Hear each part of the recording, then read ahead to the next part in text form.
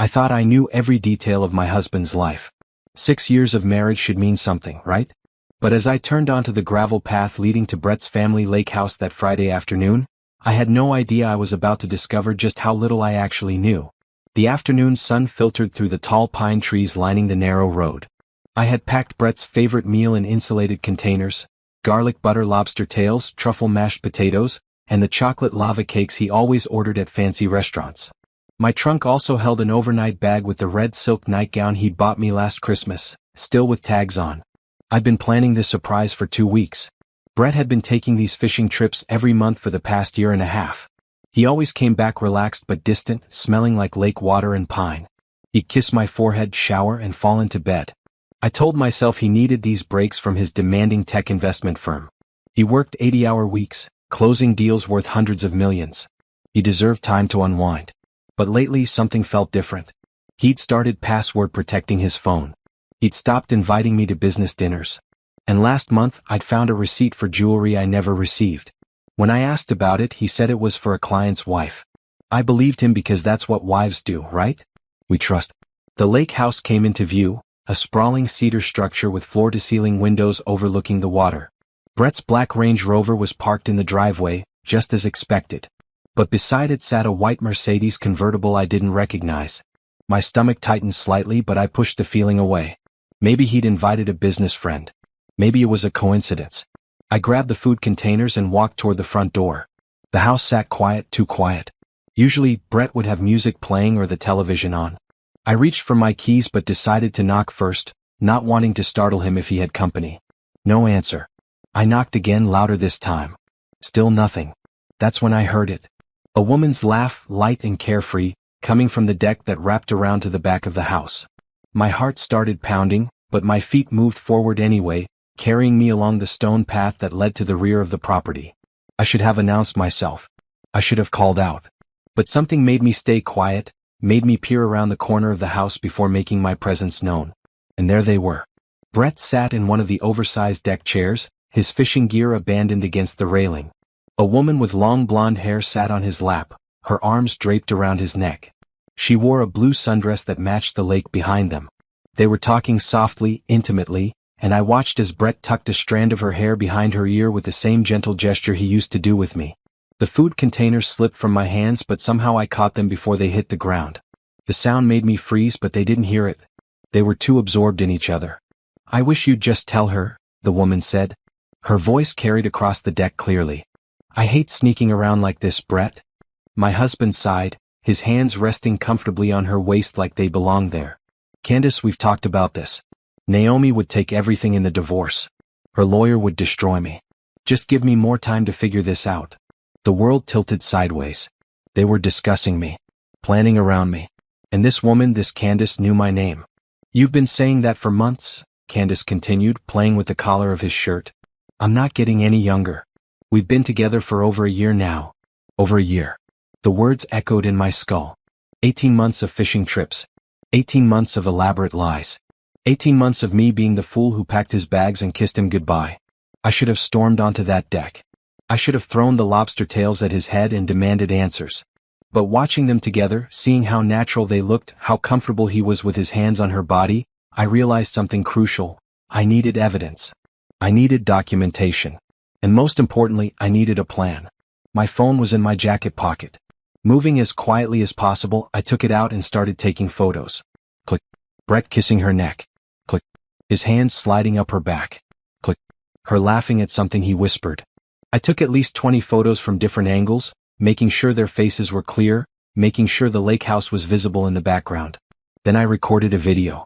3 full minutes of them talking about their relationship, about how long they'd been together, about their future plans.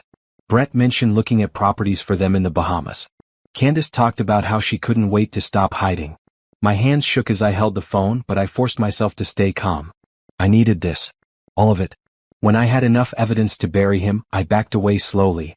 I made it to my car without them hearing me, loaded the food containers into the back seat, and sat behind the wheel staring at nothing. The drive home took 3 hours, but I don't remember most of it. My mind kept replaying the scene on the deck. The easy way they touched each other. The familiarity between them. The life they were planning without me in it. I thought about all the times I'd defended Brett to my friends who said he worked too much. All the lonely nights I'd spent convincing myself our marriage was strong, that we were just going through a busy phase. All the times I'd looked at our wedding photos and felt grateful to have married someone successful and ambitious. What a complete fool I'd been. By the time I pulled into our driveway in the city, darkness had fallen. Our house, a modern 3-story brownstone in an exclusive neighborhood, looked like something from a magazine. I designed every room myself, choosing furniture and colors that I thought reflected both of us. Now I looked at it and saw nothing but a pretty cage I'd been living in. I walked inside and went straight to our home office. Brett's laptop sat on the desk, password protected as always now. But I knew he kept paper files in the bottom drawer, the ones he thought I never looked at. I pulled out folders and started photographing everything. Bank statements, business documents, tax returns, property deeds. Whatever information I could find, I documented. Then I checked our credit card statements going back 2 years. There it was, a pattern I'd been too trusting to notice before. Hotel charges in cities where Brett had supposedly been at business conferences. Jewelry purchases every few months. Restaurant bills for 2 at places I'd never been. Florist charges on random Tuesdays. The evidence of his double life was everywhere. I'd just been too naive to see it. I transferred all the photos and videos from my phone to a secure cloud account. Then I opened my laptop and started researching divorce attorneys. Not just any attorneys, but the ones who specialized in high net worth divorces. The ones who had reputations for destroying cheating spouses in court. It was 2 a.m. when I finally stopped. I had a list of lawyers to contact. I had evidence backed up in 3 separate locations. And I had something else, something that surprised me. I had clarity. This marriage was over. But I wasn't going to just walk away with nothing while Brett rode off into the sunset with his mistress. If he wanted out, he was going to pay for it. He was going to pay for every lie, every fishing trip, every moment he'd made me feel like I was imagining things when I questioned his stories. I went upstairs to our bedroom and looked at the king-sized bed we'd shared for 6 years. Tomorrow night, Brett would come home from his weekend trip, kiss my forehead and pretend everything was fine. And I was going to let him because I needed time to build my case. But things were never going to be fine again. Our marriage had ended the moment I saw him with Candace on that deck. He just didn't know it yet. I grabbed my pillow and went to sleep in the guest room. I couldn't bear to lie in that bed alone anymore, waiting for a husband who'd rather be anywhere but home. As I lay there in the dark, I felt something unexpected, relief.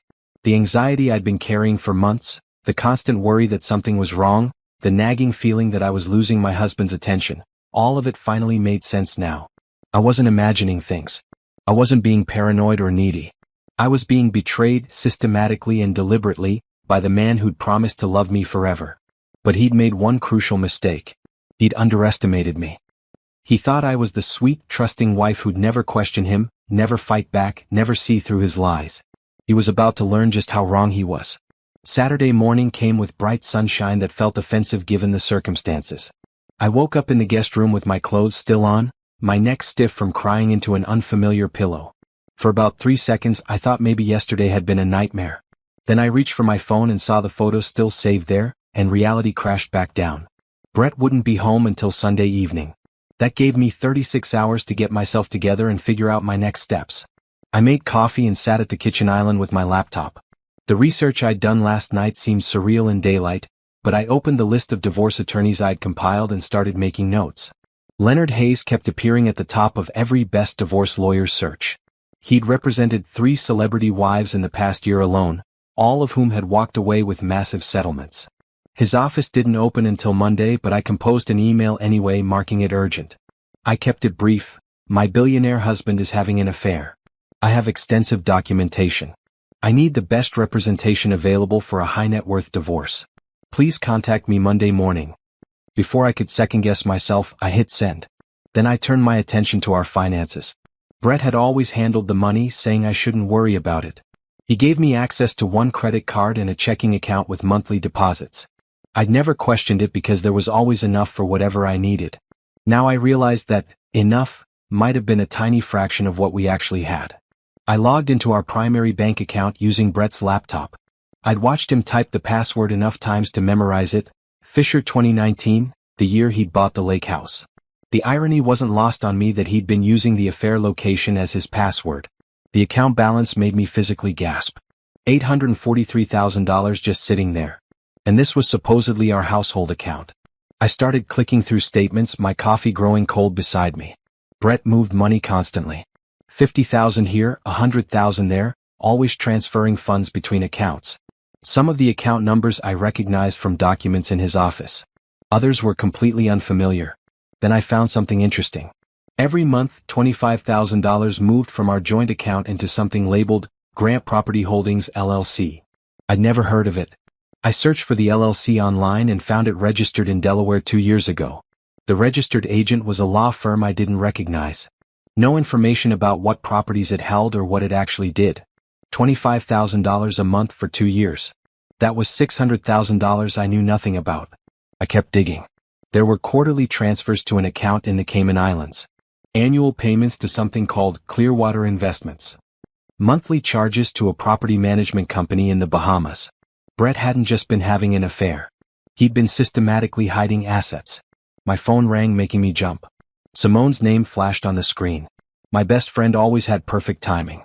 "Please tell me you're free for brunch," she said without preamble. "I just found out Todd has been using my credit card to buy cryptocurrency without telling me, and I need to vent." Any other day, I would have listened sympathetically to Simone's boyfriend drama. Today, I needed her for something else. "Come over," I said. "Bring bagels. I have a lot to tell you." "That tone?" Simone said slowly. "That's your serious tone. What happened?" "Just come over. Please." She arrived 40 minutes later with bagels, cream cheese, and 2 large coffees from my favorite cafe. Simone Taylor had been my best friend since college, the only person who'd known me before I became Brett Grant's wife. She was a freelance graphic designer with bright green eyes and box braids. She changed colors every month. Currently they were deep purple. She took one look at my face and set everything down on the counter. "Okay, tell me." So I did. I showed her the photos from the lake house. I played the video. I showed her the financial documents I'd been reviewing. And then I told her about my plan to hire Leonard Hayes and take Brett for everything I could get. Simone sat quietly through the whole thing, which was unusual for her. She was typically full of commentary and opinions. But she just listened, her expression growing harder with each revelation. When I finished, she was quiet for a long moment. Then she said, "I never liked him." I blinked. "What?" "Brett. I never liked him. I tried to, for your sake. But he always seemed." She struggled for the word. "Calculating. Like everything was a transaction. Even the way he talked about you felt transactional." "Why didn't you say something? Would you have listened?" She looked at me pointedly. "You were so in love. And he made you happy, at least at first. I wasn't going to ruin that because of a feeling. I just hoped I was wrong about him." I felt tears threatening but pushed them back. I'd cried enough. I need to be smart about this. I can't just leave. I need to plan. "What do you need from me?" Simone asked immediately. "Help me understand what I'm looking at here." I turned my laptop toward her. "You're better with numbers than I am. These accounts, these transfers, what does it all mean?" We spent the next 4 hours going through everything. Simone had minored in accounting before deciding graphic design was more interesting. She helped me create a spreadsheet documenting every suspicious transaction, every hidden account, every transfer I couldn't explain. "He's hiding money," she finally concluded. "Like a lot of money. These offshore accounts, this Delaware LLC, the property management company, he's been moving assets out of reach for years. So when I file for divorce, he'll claim he doesn't have much. He'll point to business debts or tied-up investments. Meanwhile, millions are sitting in places you can't easily touch." She looked at me seriously. "You need that forensic accountant your divorce lawyer will recommend. And you need to move fast before he realizes you know." "How do I act normal when he comes home tomorrow?" My voice cracked slightly. "How do I look at him and pretend everything's fine?" Simone reached across and squeezed my hand. "You remember that theater class we took sophomore year? The one where you played that woman who was secretly planning to escape her controlling husband?" I actually smiled slightly at the memory. I got a standing ovation. "Exactly. You're an excellent actress when you need to be. Channel that."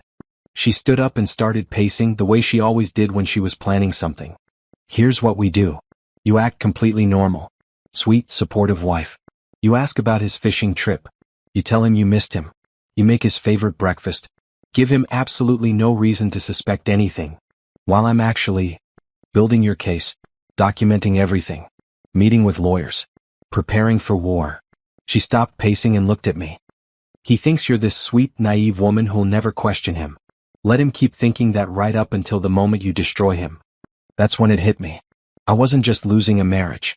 I was losing the version of myself I'd become over the past 6 years. The version that deferred to Brett's decisions. The version that made excuses for his behavior. The version that made herself smaller so he could feel bigger. I don't know if I can do this, I whispered. Yes, you can. Simone's voice was firm. You're Naomi Grant. You built a successful interior design portfolio while being married to a workaholic. You negotiated with contractors twice your age who tried to dismiss you. You once redesigned an entire penthouse in 3 weeks when the client moved up their deadline. You're capable of so much more than he ever gave you credit for. She was right. Before Brett, I'd been confident and ambitious. Somehow, I'd lost that along the way. I want my own firm, I said suddenly. I've been working as an independent contractor for years, taking projects here and there. But I want my own company. My own clients. My own success that has nothing to do with being Brett Grant's wife. Simone grinned. Now you're talking. And I know a brilliant graphic designer who could help with branding. You do that. Naomi, Todd and I have been circling the drain for months. I've been looking for an excuse to end it and focus on my work. Let's both stop wasting time on men who don't deserve us and build something together instead. For the first time since yesterday afternoon, I felt something other than pain. I felt possibility. We spent the rest of the day planning. Not just my divorce strategy but what came after. Simone sketched logo ideas while I made lists of potential clients. We researched what it would take to officially form a design firm. We talked about office space and portfolios and business models. By the time she left that evening, I had notebooks full of plans and a slightly clearer head. Sunday morning, I cleaned the house thoroughly, removing any evidence of my research. I hid the notebooks in my car. I made sure Brett's laptop was exactly where he'd left it. I put fresh sheets on our bed and moved my pillow back from the guest room. Then I drove to the market and bought ingredients for Brett's favorite meal. Ribeye steaks, garlic green beans, and the ingredients for homemade tiramisu. If I was going to play the devoted wife, I was going to do it convincingly. At 6 o'clock Sunday evening, Brett's Range Rover pulled into the driveway. I watched from the kitchen window as he grabbed his duffel bag from the back, noting how relaxed he looked. How happy. Of course he was happy. He'd spent the weekend with his mistress. I pasted on a smile and met him at the door. Hey baby, he said, kissing my forehead exactly as I'd predicted. Something smells amazing. I missed you, I said, and was surprised by how normal my voice sounded. I made your favorite. You're the best. He headed toward the stairs. Let me shower quick and I'll be right down. I listened to him climb the stairs, heard the bathroom door close, heard the water start running. And I stood in our kitchen, surrounded by the meal I'd prepared for a man I no longer loved, preparing to play the role of my life. Simone was right. I could do this. I had to. Because Brett Grant was about to learn that the biggest mistake he'd ever made wasn't having an affair. It was underestimating the woman he'd betrayed. Monday morning arrived with the kind of clarity that only comes after you've made peace with a difficult decision. I woke up before Brett, made coffee, and watched him sleep for a moment. He looked peaceful, completely unaware that his life was about to implode. Part of me wanted to pour the hot coffee on his head. The bigger part knew patience would serve me better. I was in my home office by 7:30, waiting for business hours. At 9 o'clock sharp, my phone rang. Leonard Hayes' office. Mrs. Grant. A crisp female voice. Mr. Hayes received your email. He'd like to meet with you this afternoon if you're available. 2 o'clock. I'll be there. She gave me an address in a high-rise downtown, the kind of building where billionaires conducted business. Fitting. I spent the morning preparing. I printed every suspicious financial document. I organized the photos and videos from the lake house onto a thumb drive. I created a timeline of Brett's fishing trips, cross-referenced with credit card charges and calendar entries. By the time I left for the appointment, I had an accordion folder 3 inches thick. Leonard Hayes' office occupied the entire 42nd floor. Floor-to-ceiling windows overlooked the city, and the furniture was the kind of expensive minimalism that screamed success. The receptionist led me to a conference room where a man in his 50s sat reviewing documents. He had silver hair and sharp eyes that missed nothing. Mrs. Grant. He stood, shaking my hand firmly. Please sit. Can I get you anything? Water? Coffee? I'm fine, thank you. He gestured to the folder I'd placed on the table. I'm assuming that's for me? Everything I've gathered so far. I opened it, pulling out the organized sections. Photos and video evidence of the affair. Financial documents showing asset transfers and hidden accounts. A timeline of his lies. Credit card statements proving he's been living a double life. Leonard Hayes spent 20 minutes reviewing everything in silence. His expression never changed, but I saw his eyebrows raise slightly when he got to the offshore account transfers. Finally he looked up. How long have you known? Since Friday. I caught them at his lake house. And your husband has no idea you know? None. He thinks I was home all weekend. Good. He closed the folder. Here's the situation, Mrs. Grant. Your husband is clearly having an affair, and you have excellent documentation of it. However, this financial situation is more complex than typical divorce cases. He's been systematically hiding assets for at least 2 years, possibly longer. Can we get it back? With the right forensic accountant, yes. Most of it anyway. He leaned forward. But I need to be honest with you. This will get ugly. Your husband will fight hard to protect his money. He'll try to paint you as a gold digger. He'll drag this out as long as possible, hoping you'll settle for less. Are you prepared for that? I thought about Brett's hands on Candace's waist. About 18 months of lies. About the future they were planning while I played the oblivious wife. I'm prepared, I said firmly. Good. Because I don't take cases I don't think I can win, and Mrs. Grant, I think we can absolutely destroy him. He smiled, and it was the smile of a shark scenting blood. Here's what we're going to do. We spent the next 2 hours planning strategy. Leonard explained that we needed to move quickly but quietly. File the paperwork before Brett could hide more assets. Get court orders freezing accounts. Bring in Trevor Brooks, a forensic accountant who'd worked on several high-profile cases. The key, Leonard explained, is that your husband can't know you're preparing to file until the moment he's served. Can you maintain the facade at home? Yes. For how long? This could take weeks to prepare properly. I thought about Simone's words. About the theater class. About being an actress when necessary. As long as it takes. Leonard nodded approvingly. One more thing. Do you have any family or friends you trust completely? People who could testify to your husband's character or behavior if needed. I thought immediately of Simone. But then another name occurred to me. His mother. Patricia. His mother? She's never approved of how he treats me. I've heard her arguing with him about it, though he always dismisses her concerns. She's traditional, believes in honoring commitments. If she knew about the affair, would she testify for you? I think she would. She values integrity above everything. I paused. But I'd need to tell her carefully. She's in her 70s and has a heart condition. We'll cross that bridge when we come to it. For now, focus on documentation and maintaining normalcy at home. He stood, signaling the end of our meeting. I'll have my team prepare the initial paperwork. Trevor Brooks will contact you this week about the financial investigation. And Mrs. Grant? Don't confront your husband. Don't hint that anything's wrong. If he gets spooked and starts moving money, this becomes exponentially harder. I understand. I left his office feeling like I'd just enlisted in a war. Which I supposed I had. The rest of the week passed in a surreal blur. Brett came home every evening around 8, ate dinner, and retreated to his office for more work. I played the perfect wife, asking about his day, making meals, acting interested in his boring stories about tech investments and board meetings. Wednesday afternoon, Trevor Brooks called. He was younger than I expected, maybe 40, with an energetic voice that reminded me of a college professor. Mrs. Grant, Leonard sent over your documentation. This is excellent work, by the way. Most clients don't gather half this much information. Papers rustled in the background. I need access to all financial accounts, both joint and individual. Any account your husband has that you know about, I need the information. I can get you everything he keeps at home. But some of these accounts, I only know they exist because of statements I found. I don't have login information. That's fine. We can subpoena the records once we file. But anything you can give me now helps build the picture faster. He paused. I'm going to be honest with you. What your husband has done here, moving this much money offshore, using shell corporations, this goes beyond typical divorce asset protection. This looks like he's been planning something for a while. My stomach clenched. Planning what? Either planning to leave you or planning for something else. I can't say for sure yet.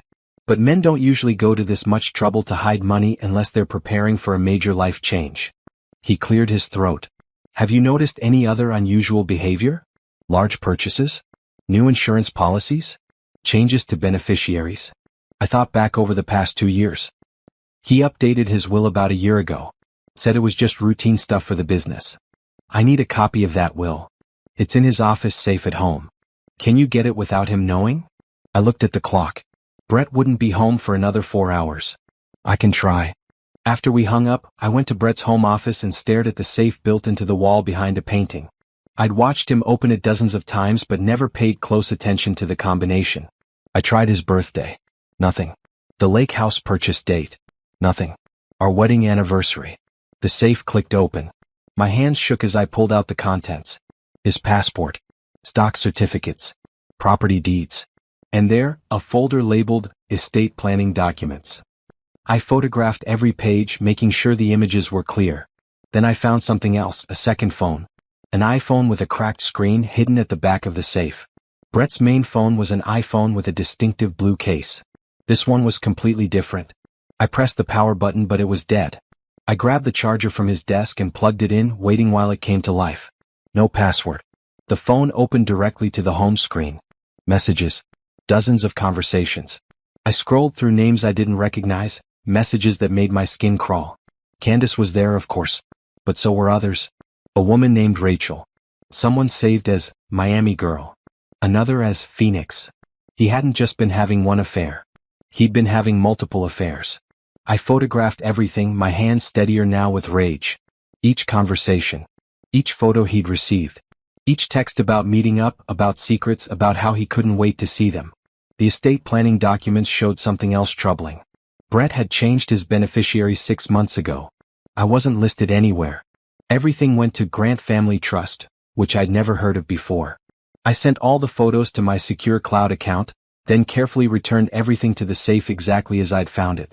The burner phone went back on its charger, hidden in my office closet where I could keep monitoring it. By the time Brett came home that evening, I'd sent Trevor everything I'd found and was sitting at the kitchen counter looking at paint samples for a fictional client project. "Hey," Brett said, loosening his tie. "What's for dinner?" "I thought we'd order in. Chinese?" "Perfect." He headed upstairs without kissing me, without really looking at me. I watched him go and felt absolutely nothing. The man I'd married, the man I'd thought I loved, didn't exist. He'd never existed. This stranger who kept burner phones and changed his will to cut me out was the real Brett Grant. Friday afternoon my phone rang. Patricia Grant's name appeared on the screen. "Naomi dear," Brett's mother said in her refined voice. "I was hoping you and I could have lunch next week. Just the two of us." "I'd love that, Patricia." "Wonderful. How's Tuesday?" "I know a lovely cafe in the art district." We made plans and I wondered if she somehow sensed something was wrong. Patricia had always been kind to me, warmer than my own mother in many ways. She'd welcomed me into the Grant family without reservation. She deserved to know the truth. Tuesday came and I met Patricia at the cafe she'd suggested. It was elegant but understated, filled with artwork from local galleries. Patricia arrived in a green dress and pearls, her white hair styled perfectly as always. We ordered salads and made small talk about her garden club and my design projects. Then Patricia set down her fork and looked at me seriously. "Naomi, I'm going to be direct because I'm too old for games. Is my son making you happy?" The question caught me off guard. Why do you ask?" "Because I know my son. I love him, but I'm not blind to his faults. He's ambitious to a fault like his father was. And ambition has a way of making men selfish." She reached across and squeezed my hand. "I've watched you dim yourself over the years. That bright, confident woman who first came to our home has become someone quieter, smaller. And I've wondered if Brett is the cause." Tears stung my eyes. "Patricia, there's something I need to tell you." So I did. Not everything but enough. I told her about finding Brett at the lake house with another woman. I didn't mention the burner phone with multiple affairs or the hidden money or the changed will. Just the basic truth. Her son was cheating on me and I was filing for divorce. Patricia's face went pale. "I was afraid of something like this. His father had affairs too, you know. I stayed because that's what women did in my generation. But I've regretted it every day since." She gripped my hand tighter. "Don't make my mistake, Naomi. Don't waste your life on a man who doesn't value your worth." "I'm not. I've hired Leonard Hayes." "Leonard Hayes." Patricia smiled grimly. "Good. He's ruthless. Brett will hate that." "Patricia, there's something else. My lawyer might need character witnesses. People who can testify about Brett's behavior during our marriage." She straightened in her chair. "I'll do it. Whatever you need." "Even against your own son?" especially against my own son. Maybe it will teach him the consequences of treating people like they're disposable. Her eyes were fierce despite her age. My father used to say character is what you do when no one is watching. Brett has shown his character and it's lacking. He needs to face that. I felt a weight lift. Having Patricia on my side changed everything. There's one more thing, I said carefully. I'm starting my own interior design firm. Breaking away from contracting and building my own client base. I was wondering if you knew anyone who might be interested in my services. Patricia's smile turned genuine. Dear, I know everyone. And they all need designers. Consider it done. She pulled out her phone and started making a list of names right there at lunch. Society wives with historic homes to renovate. Business owners opening new hotels. Art collectors building private galleries. By the time we left the cafe 2 hours later, I had 15 potential leads and something else. An ally who'd known Brett longer than anyone else alive. That evening Leonard called with an update. Trevor's finished his initial analysis. It's worse than we thought. Worse how? Your husband has approximately $48 million in assets. You've been living on what amounts to an allowance while he's been building this empire. Papers shuffled. The good news is that most of it is trackable. The bad news is he's going to fight like hell to keep it. How much can we get? Half. Maybe more, depending on what else we uncover and how well we can prove he was hiding assets intentionally. He paused.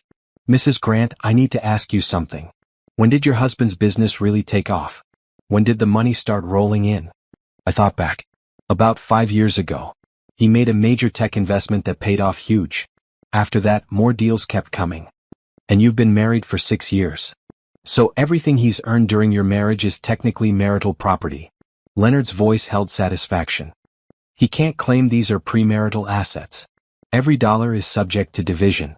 And given his infidelity and asset hiding, we can make a strong case for you deserving more than half.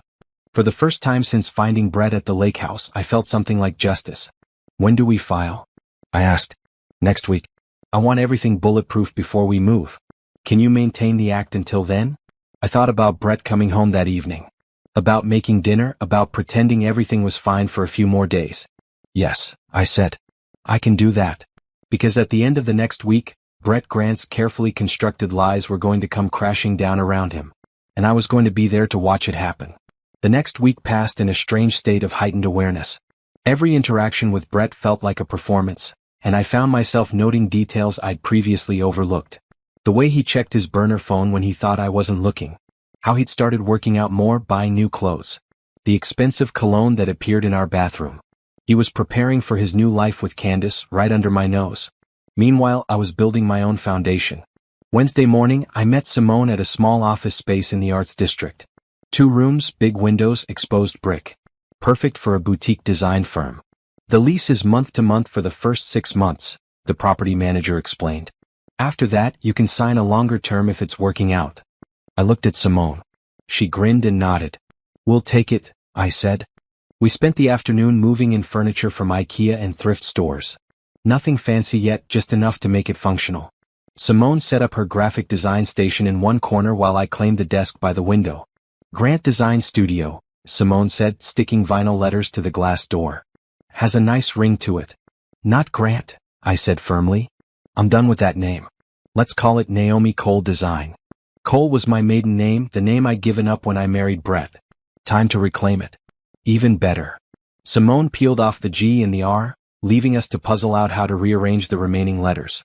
By evening, we had a functional office and Simone had designed a beautiful logo, my initials intertwined in an elegant script. We ordered business cards and started building a website. It felt like planting seeds for a garden I'd actually want to tend. Thursday morning, Patricia called with her first referral. Margot Chin owns the Riverside Hotel, that gorgeous old building they're renovating downtown. She needs the entire interior redesigned. High budget, creative freedom. I told her about you and she wants to meet tomorrow. Patricia, that's huge. The Riverside is a landmark. I know. Don't waste this opportunity. She paused. How are you holding up, dear? I'm okay. Really. Staying busy helps. Good. Busy is good. Idle hands and all that. She lowered her voice. Has Brett noticed anything different about you? No. He barely looks at me anymore. Then he's even more foolish than I thought. Friday afternoon, I met Margot Chen at the Riverside Hotel. She was in her 60s, sharp and direct, with the kind of presence that commanded rooms. "Patricia speaks very highly of you," she said, leading me through the gutted interior. "I need someone who can honor the building's history while making it feel current. Modern luxury with vintage soul." We spent 2 hours discussing vision and possibilities. By the time I left, I had the contract, a $50,000 deposit, and validation that I could succeed on my own merit. I was sitting in my car, still processing the win, when Leonard called. "We're filing Monday morning," he said without preamble. "Brett will be served at his office around 11. I need you somewhere safe when it happens, somewhere he can't find you immediately." "I'll be at my new office." "You have an office?" "As of Wednesday. Naomi Cole Design." "I'm not just walking away from this marriage, Leonard. I'm walking towards something better." "Good for you." I could hear the smile in his voice. "One more thing. Trevor found something interesting in the offshore accounts." "What?" "Regular transfers to Candace Pearson. $2,500 a month for the past year." My hands tightened on the steering wheel. He was paying her. It appears so. Which means this wasn't just an affair. This was a kept relationship. That distinction matters legally. How? It shows premeditation. Systematic deception. It helps our case that he was planning to leave you and wanted to protect his assets before doing so. Papers rustled. We also found something else. Candace Pearson is 3 months pregnant. The world tilted. Pregnant. Brett was going to be a father with another woman. "Mrs. Grant? Are you still there?" "Yes, I'm here." My voice sounded hollow. "I know this is difficult, but it actually helps us. A pregnant mistress, financial support, hidden assets? The judge is going to see a clear pattern of betrayal and planning." After we hung up, I sat in the hotel parking lot and cried. Not for Brett, not for our marriage, but for the future I'd imagined. I'd wanted children someday. We talked about it vaguely, and Brett always said later, when the business is more stable. Now I knew the truth. He didn't want children with me. He just wanted them with someone else. I drove to Simone's apartment instead of going home. She took one look at my face and pulled me inside. "What happened?" "She's pregnant. Candace. Brett's going to be a father." Simone's expression went from sympathetic to furious in seconds. "That absolute piece of trash. Are you okay?" "I don't know." I sank onto her couch. Part of me is relieved because it means I never have to wonder what if. But part of me is just sad. We were supposed to have that together someday. You can still have kids. Just not with him. And honestly, thank God for that, because can you imagine co-parenting with someone who keeps burner phones and offshore accounts? She was right, of course. But it still hurt. We ordered pizza and Simone let me vent for 2 hours. She didn't try to fix anything, just listened and occasionally threw in colorful descriptions of what Brett deserved. "Monday changes everything," I said eventually. "After he's served, there's no going back." "Are you having second thoughts?" "No. Just, it's real now. This is really happening." "Good. It should happen. He deserves every bad thing coming to him." She grabbed my hand. "And you deserve everything good that's coming to you. The Riverside Project, your own firm, freedom from a lying cheater. This is your liberation, Naomi. Don't let sadness about what could have been stop you from celebrating what will be." Saturday and Sunday passed in a fog. Brett spent most of the weekend playing golf with business associates. I used the time to pack a bag of essentials and move it to my new office. Clothes, toiletries, important documents. Everything I'd need if I couldn't go home right away. Sunday evening, Brett came home sunburned and in a good mood. He'd shot under par for the first time, apparently. He talked through dinner about his game while I pushed food around my plate. "You're quiet tonight," he observed. "Everything okay?" "Just tired. I landed a big project this week." "That's great, babe." He didn't ask any follow-up questions. Didn't ask what project or how I felt about it. Just went back to talking about golf. I realized that this was what our marriage had become. Him talking, me listening, both of us pretending it was enough. "I might need to travel next month," Brett said casually as we cleared dishes. "There's a tech conference in Miami." Miami, where Miami Girl from his burner phone lived. "Sounds good," I said evenly. "Let me know the dates." He wouldn't be going to Miami. By next month, he'd be dealing with divorce proceedings and forensic accountants and the implosion of his carefully constructed double life. Monday morning arrived with perfect weather, as if the universe had a sense of irony. Brett left for work at 7:30 like always. I waited until 8, then drove to my office instead of to the gym where I usually spent Monday mornings. Simone met me there with coffee and bagels. "You ready?" she asked. "No. but I'm doing it anyway. At exactly 9 o'clock, Leonard called. The paperwork's filed. Process server is on his way to Brett's office now. Should happen within the hour. Okay. Stay where you are. Don't answer calls from Brett. Let him stew for a while. We'll schedule a meeting for later this week to discuss next steps. Thank you, Leonard. Don't thank me yet. This is where it gets ugly. He hung up. I stared at my phone, imagining Brett in his corner office with city views. Imagining the moment someone would walk in and hand him papers that would change everything. Coffee, Simone said firmly, pressing a cup into my hands. And then we're working on the Riverside project. You need to stay busy. She was right.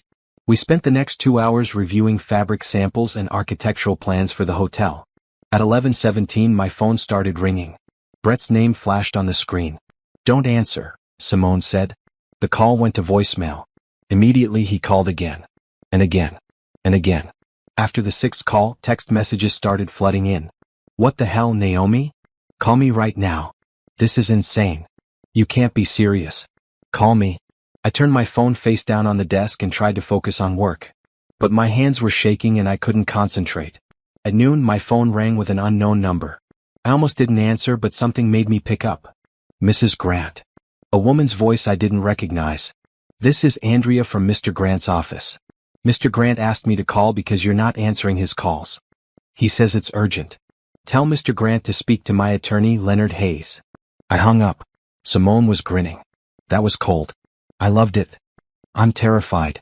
You're also brave. Don't forget that part. My phone rang again. This time it was Leonard. Your husband just called me. He's upset. That's putting it mildly, I'm guessing. He alternated between threatening to destroy you in court and begging to talk to you. I told him all communication goes through me now. He didn't take it well. What happens next? He has 30 days to respond to the petition. His lawyer will reach out to me this week to discuss terms. In the meantime, the court has frozen the offshore accounts pending investigation. He can't move any more money around. Good. One more thing. Be prepared for him to show up at your house. He's not going to just accept this. I'm staying with a friend tonight. Smart. I'll call you tomorrow with updates. The rest of the day felt surreal. Every time my phone buzzed, my heart raced. Brett called 15 more times from different numbers. He sent dozens of texts ranging from angry to pleading. I didn't respond to any of them. At 6 o'clock, Patricia called. Naomi, Brett just left my house. He's looking for you. What did you tell him? That I didn't know where you were, which is true. But dear, be careful. He's angrier than I've ever seen him. I will. Thank you for the warning. After dark, Simone and I drove by my house. Brett's Range Rover sat in the driveway, lights on throughout the house. He was home waiting for me. You can stay with me as long as you need, Simone said. I know. Thank you. We drove to her apartment and I tried to settle in for the night. But sleep was impossible. Every noise made me jump, every car passing outside made me wonder if Brett had somehow tracked me down. At 2 a.m., my phone buzzed with a text from an unknown number. I know you're reading these. We need to talk. This doesn't have to be ugly. I made mistakes, but we can work through this. Please, Naomi. Call me. I almost felt sorry for him. Almost. Then I remembered the lake house, the burner phone, Candace's pregnancy, the $48 million he'd hidden. I deleted the text and turned off my phone. Tomorrow I'd start building my new life in earnest. But tonight I just needed to survive the first day of freedom. The next few weeks were a chess game where every move mattered. Brett tried everything to make me talk to him. He showed up at my office twice. Security escorted him out both times. He sent flowers with apologetic cards. I donated them to a nursing home. He even tried to use Patricia as a mediator, not knowing she was on my side. He wants marriage counseling, Patricia reported over lunch. Says you're being unreasonable. Of course he does. I told him that ships sailed when he started sleeping with other women. She sipped her tea delicately. He didn't like that. Meanwhile, Trevor Brooks was uncovering more damning evidence. The Grant Property Holdings LLC owned 3 condos, one in Miami, one in Phoenix, one in the Bahamas. All 3 cities where Brett had business trips regularly. All 3 cities where women from his burner phone lived. He's been maintaining separate residences for his affairs, Trevor explained during a conference call with Leonard. The monthly payments you found? Those are rent and utilities. Can we prove he used marital funds for this? Leonard asked. Absolutely. Every payment traces back to accounts funded by his business income during the marriage. It's textbook dissipation of marital assets. I sat in my office listening to them dissect Brett's lies, and felt nothing but cold satisfaction. Every revelation made our case stronger. But I wanted more than a good court case. I wanted consequences beyond financial penalties. I wanted the world to see who Brett Grant really was. That's when I started making strategic calls. First, I contacted 3 business associates' wives I'd become friendly with over the years. Women who'd invited me to charity events and garden parties. Women whose husbands were Brett's partners in various deals. "Helen, I need to tell you something about Brett," I said to the first one. "I'm filing for divorce because he's been having affairs. Multiple affairs. And I'm worried some of the business ventures he's involved in might not be completely legitimate." Helen Richmond was a retired prosecutor with sharp instincts. "Tell me everything." I did. About the offshore accounts, the shell corporations, the hidden assets. Not everything Trevor had found, but enough to plant seeds of concern. "My husband has money invested in Brett's new tech fund," Helen said slowly. "If there are irregularities." "I'm not saying there definitely are. I'm just saying you might want your husband to look closely at the paperwork." After we hung up, I made similar calls to 2 other wives. Within a week, Brett's business partners were asking questions, requesting audits, pulling out of deals. His carefully built reputation started cracking. Then I did something that probably crossed a line, but I couldn't bring myself to care. I created an anonymous email account and sent a simple message to Candace's work address. "Ask Brett about Miami Girl and Phoenix," and the burner phone in his office safe. 3 days later, Leonard called with an update. "Your husband's mistress just filed a paternity suit demanding child support and a financial settlement. She claims he promised to marry her and set her up in a house, then reneged on the deal. She found out about the others. However she found out, it's helping us. She's subpoenaing his financial records for her case, which gives us more ammunition for ours." He paused. "Did you have anything to do with her finding out? Would it matter if I did?" "Legally, no. Ethically, it's a gray area. Personally, I think it's brilliant." Candace's lawsuit was public record. Within days, the story spread through Brett's social circles. The billionaire investor with a pregnant mistress and a divorce in progress made for juicy gossip. His business started hemorrhaging clients. 2 partnerships dissolved entirely. The tech fund he was raising money for stalled as investors backed out. I watched it all unfold from my office where business was booming. Patricia's referrals kept coming. The Riverside Hotel project was progressing beautifully. I'd hired 2 junior designers to help with overflow work. Naomi Cole Design was becoming a real company. One evening about 6 weeks after serving Brett, I was working late at the office when my phone rang. Brett's number. I almost didn't answer, but curiosity won. "What do you want?" "Naomi." His voice was rough, defeated. "Please. Can we just talk?" "We have nothing to talk about." "Yes, we do. I need to explain." "Explain what? The affairs? The hidden money? Which part needs explanation, Brett?" "I made mistakes, but you're destroying my life. My business is falling apart. My partners are suing me. Candace is taking me to court. This is too much. Too much." I laughed, and it sounded harsh even to me. "You spent 18 months lying to my face. You hid millions of dollars. You got another woman pregnant. But I'm the one going too far. I never meant for any of this to happen. You absolutely meant for it to happen. You just didn't mean to get caught." I took a breath. "We're done, Brett. Sign the settlement papers Leonard sent you and let's end this." "Those terms are ridiculous. You want half of everything." "I'm entitled to half. We were married for 6 years. That's how community property works. You didn't earn any of that money." And there it was. His true feelings finally out in the open. "You're right," I said calmly. "I didn't close deals or invest in tech startups. I just managed your household, hosted your business dinners, made sure you had clean clothes and hot meals.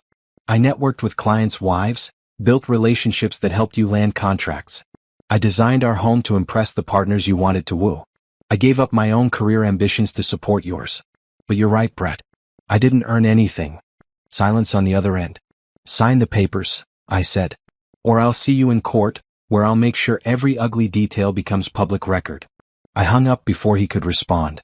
The next morning, Trevor called with more news. We found the Grant family trust documents. The one where he changed his beneficiaries. And the trust was established 2 years ago with Candace listed as a secondary beneficiary. If something happened to Brett, she would have inherited millions. He was planning this for 2 years? It appears so. But here's the interesting part. About 6 months ago, he tried to add another beneficiary. Someone named Rachel Monroe. Miami girl. He'd been planning to leave Candace for someone else. These men, Trevor said wearily. They think they're so smart, but they always leave trails. By noon, Leonard had filed motions to invalidate the trust and restore me as the primary beneficiary on Brett's life insurance and retirement accounts. The court granted them immediately. Brett was losing on every front. That weekend, I was at the office finalizing designs for the Riverside Hotel when someone knocked on the door. I looked up to see a woman I didn't recognize. Blonde, probably late 20s, casually dressed. Candace. I stood slowly. You need to leave. Please. Just give me 5 minutes. She looked tired, her face puffy in the way of early pregnancy. I didn't know about you at first. I swear. I don't care. He told me he was divorced. That you'd split up amicably and were just waiting for paperwork to finalize. I believed him for almost a year before I got suspicious. Despite myself, I was curious. What made you suspicious? He wouldn't let me call him at home. Wouldn't spend holidays with me. Always had excuses for why I couldn't meet his family. She wrapped her arms around herself. Then I got pregnant and he started acting strange. Distant. That's when I hired a private investigator and learned the truth. What do you want from me, Candace? I just wanted to say I'm sorry. I know that's not enough, but I am. If I'd known he was married, I never would have. She trailed off. And I wanted you to know I'm not trying to get anything from you in this divorce. My lawsuit is against him, not you. That's big of you, considering you slept with my husband for 18 months. You're right. I'm sorry. She turned to leave, then stopped. For what it's worth, he's not who you think he is. The things I've learned about him since all this started? He's worse than either of us knew. After she left, I sat at my desk for a long time. Part of me hated her for her role in this. But a bigger part recognized that we'd both been lied to by the same man. 2 days later, Leonard called with news that made all the maneuvering worthwhile. Brett's agreed to settle. He'll sign the papers this week. What changed? His business is tanking and he can't afford a protracted court battle. Plus, Candace's paternity suit is draining his resources. He's desperate to end at least one of his legal problems. What's the final settlement? $24 million in assets and property. Ongoing alimony of $50,000 a month for 5 years. You keep the brownstone, the lake house, and 3 investment properties. He keeps his business and retirement accounts, though those are depleted from legal fees and settlements. $24 million. It was more money than I'd ever imagined having. That's half of what Trevor found. The other half got eaten by debt, legal fees, and hiding it so poorly that investigators found it. This is what's actually liquidatable right now. It's a solid win.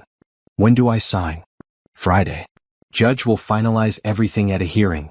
You don't have to face Brett if you don't want to. I want to be there. You sure? I want to watch him sign away his lies. Friday morning, I dressed in a green suit that made me feel powerful. Simone came with me to the courthouse, sitting in the gallery while I sat at a table with Leonard. Brett arrived with his lawyer, looking like he'd aged 10 years. His expensive suit couldn't hide the weight loss or the dark circles under his eyes. The proceedings were brief. The judge reviewed the settlement terms, confirmed we both understood them, and asked if we agreed. Yes, Your Honor, I said clearly. Brett hesitated just long enough to be noticeable. Yes, Your Honor. We signed the papers. Just like that, 6 years of marriage dissolved into legal documents and property divisions. As Brett stood to leave, he looked at me. I hope you're happy. I'm getting there, I said. And I meant it. The week after the hearing felt like emerging from underwater. For 2 months, I'd been operating in crisis mode, every decision strategic, every move calculated. Now, with the divorce finalized, I could finally breathe. Except Brett wasn't done. Tuesday afternoon, I was at the Riverside Hotel reviewing tile samples with Margot when my phone buzzed. Unknown number. I almost ignored it, but something made me answer. Naomi, it's Hugh Bannister. Brett's business partner, one of the men whose wife I'd contacted weeks ago. I think we need to talk. My stomach tightened. About what? About Brett and some irregularities in the tech fund we'd been developing together. Can you meet me today? 2 hours later, I sat in a quiet coffee shop across from Hugh and his lawyer. Hugh looked uncomfortable, pushing his glasses up nervously as his lawyer laid out papers between us. We've been conducting an audit of the venture fund, the lawyer explained. Your husband, correction, your ex-husband, was using investor money inappropriately. Taking personal draws, funding unrelated projects, moving money between accounts in ways that violate our partnership agreement.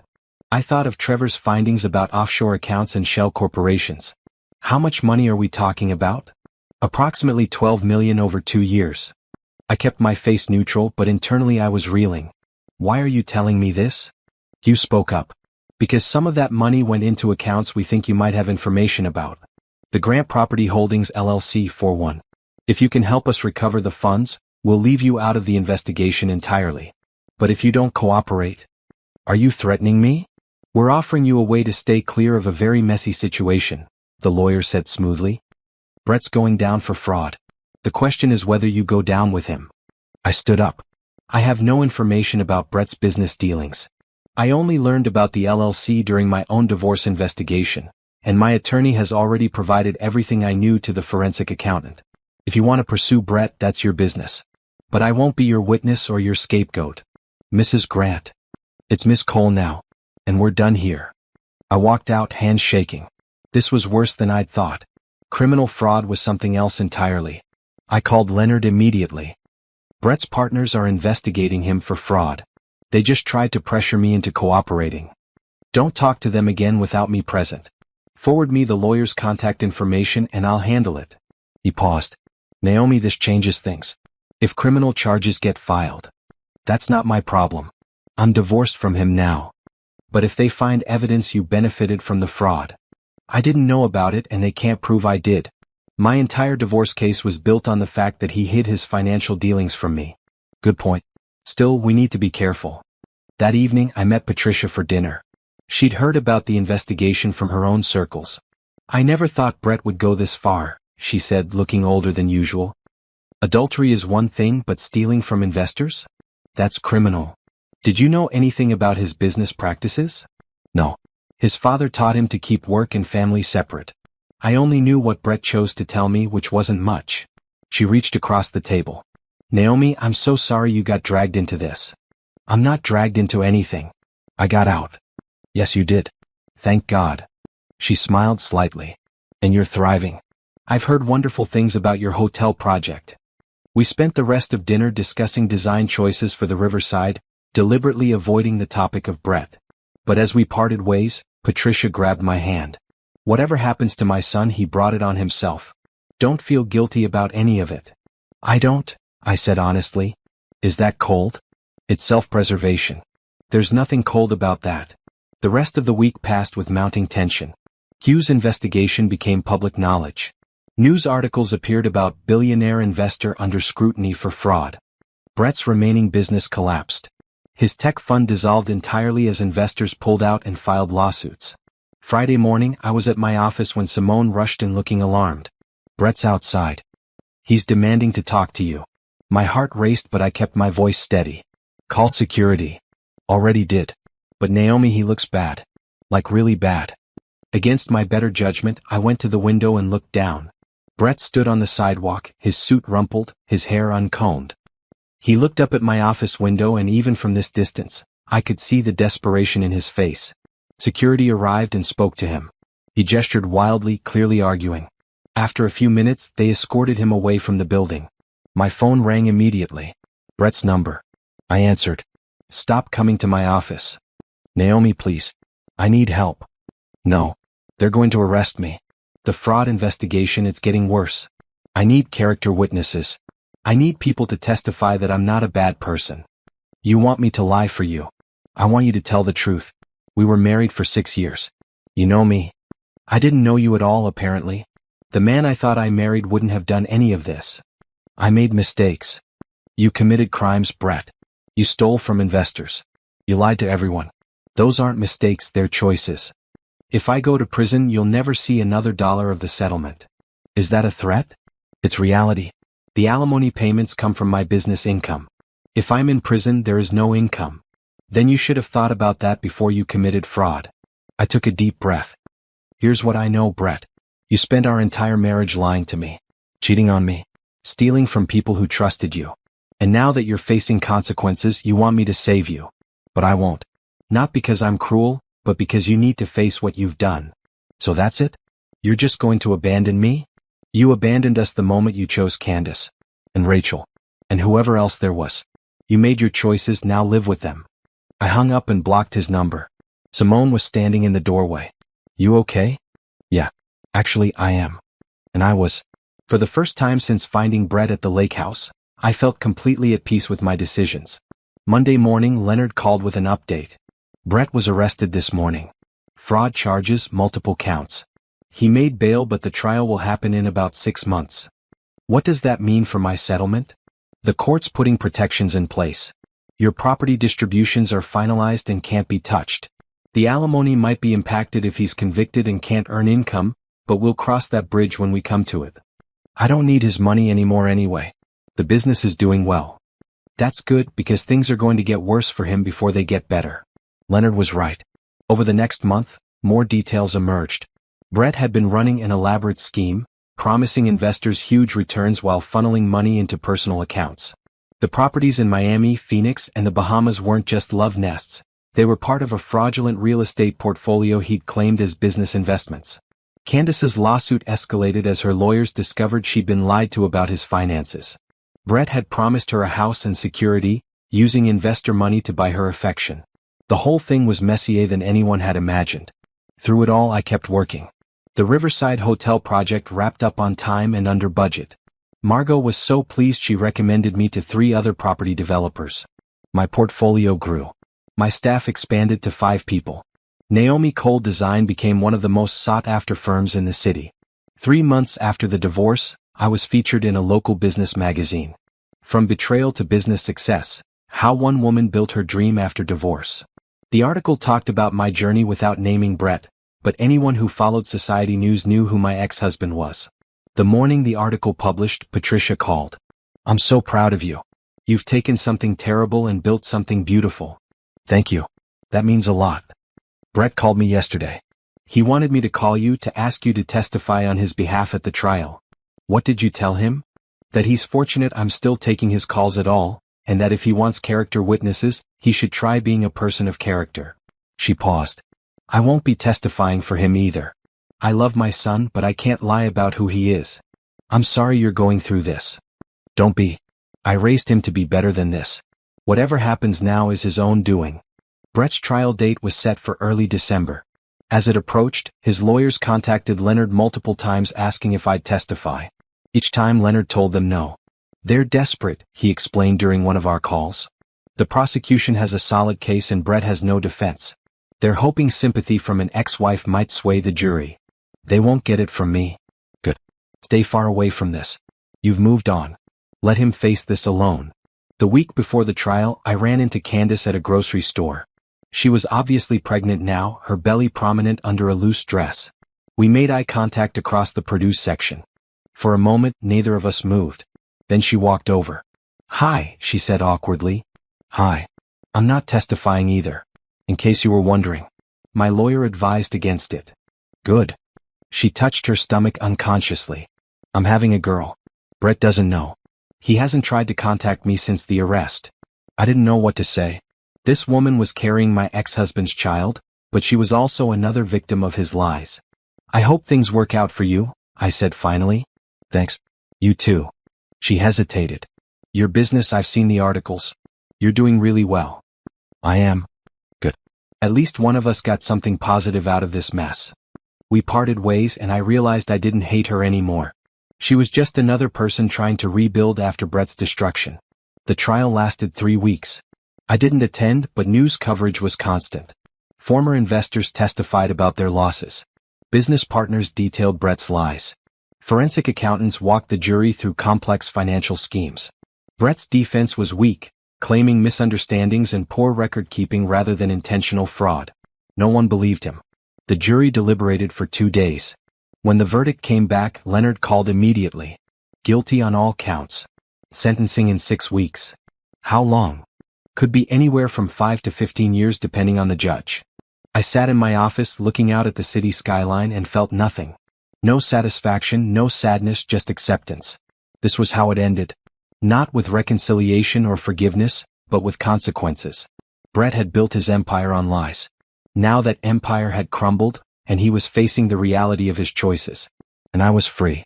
The 6 weeks between Brett's conviction and sentencing felt like watching dominoes fall in slow motion. Each day brought new revelations about the extent of his fraud, and with each revelation more of his former life crumbled away. His luxury condo in the downtown high-rise, the one he'd kept separate from our brownstone, was seized to pay restitution to investors. The lake house, the one where I'd discovered his affair, went on the market as part of his bankruptcy proceedings. Even his car collection was auctioned off. I watched it all from the safety of my new life, feeling like I was observing a stranger's downfall rather than my ex-husband's. Meanwhile, Naomi Cole Design was thriving beyond anything I'd imagined. The Riverside Hotel opened to rave reviews, with particular praise for the interior design. That single project led to contracts for 3 more historic building renovations, a private art gallery and a boutique apartment complex. I hired 3 more designers and moved to a larger office space with actual conference rooms and a proper reception area. Simone's graphic design business was booming too, partly from our collaboration and partly from her own growing reputation. "We should celebrate," she said one afternoon as we reviewed the quarter's financials. 6 months ago we were working out of a tiny office with borrowed furniture. Now look at us. "Let's wait until after Brett's sentencing," I said. I don't want to jinx anything. But truthfully, I was already celebrating in small ways. I'd bought myself a new car, a sleek hybrid I'd wanted for years but Brett said was impractical. I'd started taking art classes on weekends, something I'd always wanted to do but never had time for. I'd even gone on a few dates, though nothing serious yet. The woman I'd been, the one who made herself smaller to fit Brett's expectations, was disappearing. In her place was someone stronger, more confident, more myself than I'd been in years. 2 weeks before sentencing, Patricia called with surprising news. "I've decided to testify at Brett's sentencing hearing." "I thought you weren't involved." "I'm not testifying for him. I'm testifying about him. The judge is allowing victim impact statements, and while I'm not technically a victim of his fraud, I've been a victim of his character for years. I want the judge to understand that this behavior isn't new, it's just escalated." "Patricia, you don't have to do this." "Yes, I do. For all the women he's hurt. For the investors he's stolen from. For you especially. Someone in his family needs to stand up and say that what he did was wrong and that we don't support it." The day of sentencing arrived cold and gray. I told Leonard I wouldn't attend, but that morning I changed my mind. I needed to see this through to the end. The courtroom was packed with investors, lawyers, and media. I sat in the back row, wearing a blue dress that made me feel professional and detached. This wasn't about emotion anymore. It was about closure. Brett was brought in wearing a suit that hung loose on his thinner frame. He didn't look at the gallery, keeping his eyes fixed straight ahead. His lawyer sat beside him, shuffling papers nervously. The judge, a stern woman in her 60s named Judge Richardson, reviewed the case details before opening the floor for impact statements. Investors spoke first. Men and women who trusted Brett with their retirement savings, their children's college funds, their life savings. Some cried as they described financial devastation. Others spoke angrily about betrayal and lies. Brett kept his face blank through it all, but I saw his hands trembling in his lap. Then Patricia was called. She stood slowly, elegant even in her grief, and approached the microphone. "Your Honor, I'm Patricia Grant, the defendant's mother. I'm here today not to excuse my son's actions, but to ensure the court understands they weren't aberrations. They were patterns." She detailed years of problematic behavior. How Brett had cheated in college and his father had paid to make it go away. How he'd lied to previous business partners. How he'd treated relationships as transactions and people as obstacles to his ambitions. "I love my son," she concluded, her voice steady. "But I cannot defend him. He chose this path deliberately, repeatedly, despite many chances to change. These victims deserve justice, and my son deserves consequences that might finally teach him accountability." When she finished, Brett was crying silently. Patricia returned to her seat without looking at him. The judge called for a brief recess. I stepped outside for air, standing in the courthouse hallway trying to process everything. "Naomi." I turned to find Hugh Bannister, Brett's former business partner. We hadn't spoken since that coffee shop meeting months ago. "I owe you an apology," he said, "for trying to pressure you. You were a victim of Brett's lies too, and I didn't see that clearly at the time. Thank you. For what it's worth, the money we recovered from the LLC accounts is being distributed to investors. You helped make that happen by being willing to share what you knew." I nodded, not trusting myself to speak.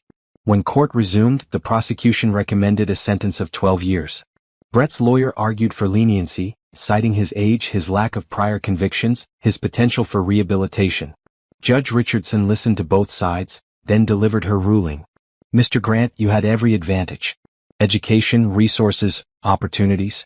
You chose to use those advantages to prey on people who trusted you. You showed no remorse until facing consequences, and even now I question whether you understand the harm you've caused. She sentenced him to 10 years in federal prison with possibility of parole after 7 years. Additionally, she ordered full restitution to all victims, which would likely take decades to complete even after his release. Brett stood frozen as the sentence was read. Then guards escorted him from the courtroom, and just like that, it was over. I walked out into the cold afternoon feeling lighter than I had in months. Leonard met me on the courthouse steps. "How do you feel?" he asked. "Like I can finally move forward." "Good. You deserve that." He handed me a folder. "Final paperwork. Everything's settled now. The brownstone is yours free and clear, the investment properties are transferred, and the alimony will be paid from a trust set up specifically for that purpose before his assets were seized. So I actually get the full settlement?" "Every penny." The court made sure of it. We shook hands and I walked to my car, folder tucked under my arm. 10 years ago, I'd walked down an aisle believing I was marrying my forever. 6 years ago, I'd settled into a marriage that I thought was solid. 2 months ago, I'd finalized a divorce from a man I never really knew. And now, today, I was finally, completely free. That evening, I met Simone at our favorite restaurant. She raised her glass of wine in a toast. "To new beginnings." "To new beginnings," I echoed. We spent dinner laughing and planning future projects. The sentencing had been all over the news, and we both knew my name was mentioned in relation to Brett's case. But for the first time, that didn't bother me. I wasn't defined by my marriage anymore or by my divorce. I was defined by what I'd built after both. The next morning, I woke up in my beautiful brownstone. In the bedroom I'd redesigned to reflect my own taste rather than Brett's preferences. Sunlight streamed through gauzy curtains onto walls painted a soft sage green. My own artwork hung on the walls, abstract pieces I'd created in my art class. This was my space, my home, my life. I made coffee and sat at the kitchen island with my laptop, reviewing emails. 3 new project inquiries. A request for an interview with a design magazine. An invitation to speak at a women's business conference about building a company after major life changes. My phone buzzed with a text from Patricia. "Coffee this week? I'd like to catch up." I smiled and texted back, "Tuesday work for you?" As I sat there, planning my week and thinking about future projects, I realized something profound. I wasn't angry anymore. I wasn't sad. I wasn't even relieved. I was happy. Genuinely, completely happy in a way I hadn't been in years. Maybe ever. Brett's betrayal had destroyed my marriage, but it had also freed me to become someone better. Someone stronger. Someone who didn't need a husband's success to validate her worth.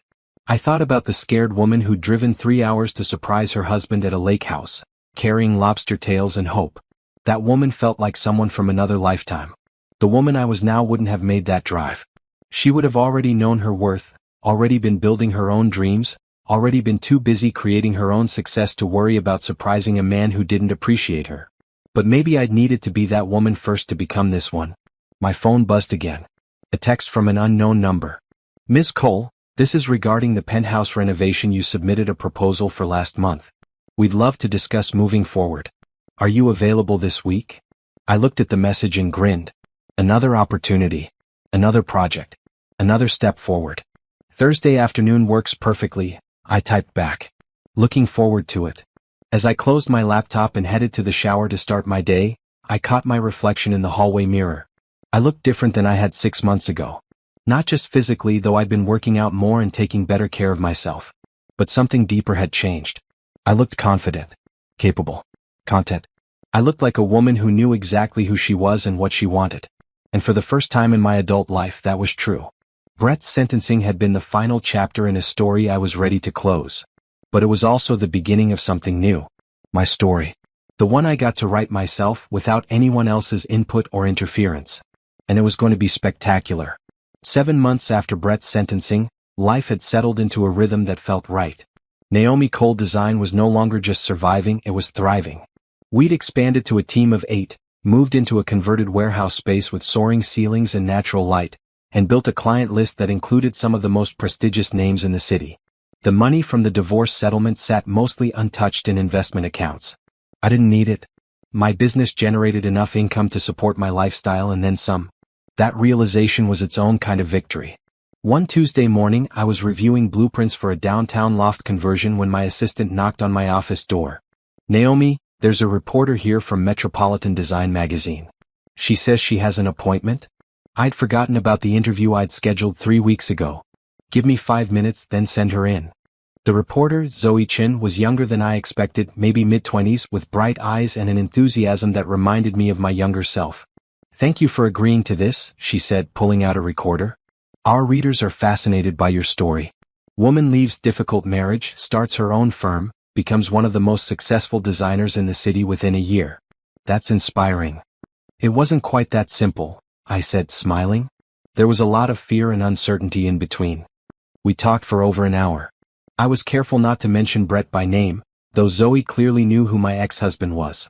Instead, I focused on the business side of things. How I'd built client relationships. How I'd learned to trust my own instincts. How I'd surrounded myself with talented people who shared my vision. "What advice would you give to women who are thinking about leaving unhappy situations but are afraid to start over?" Zoe asked toward the end. I thought about that carefully. I tell them that starting over is terrifying. But staying in something that diminishes you is worse. The fear doesn't go away, you just learn to move forward in spite of it. And you discover that you're capable of more than you ever imagined. After Zoe left, I sat at my desk feeling reflective. A year ago, I'd been packing food for a fishing trip, completely unaware that my life was about to implode. Now I was being interviewed about my success story. Life was strange. That afternoon, I had a meeting with a potential client at their penthouse. The elevator opened directly into the apartment, revealing floor-to-ceiling windows with stunning city views. "Miss Cole." A man in his 50s extended his hand. "Richard Morrison. Thanks for coming." We toured the space while he explained his vision. Modern minimalism with warm touches, spaces for entertaining but also intimate corners for quiet. It was a good project, exactly the kind of work I loved. As we discussed timelines and budgets, Richard's wife joined us. She was elegant, probably late 40s, with kind eyes. "I've been following your work," she said. "The Riverside Hotel is stunning. And I admire how you've built your business after." She trailed off diplomatically. "After my divorce, I finished for her." "Thank you. It's been quite a journey." "I imagine so. My sister went through something similar a few years ago. Husband's affair, messy divorce. She's doing well now, but those first few months were brutal." We spent another hour discussing design concepts, and by the time I left, I had a signed contract and a $50,000 deposit. Driving back to the office, I found myself thinking about Brett.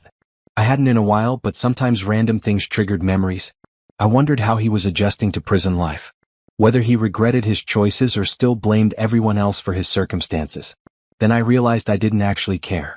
Whatever he was going through was his own making. And I'd moved so far past that chapter of my life that he felt like a character from a book I'd once read rather than someone I'd been married to. That evening, I met Simone for dinner at a new restaurant downtown. She arrived bursting with news. I got offered a position with a major advertising firm.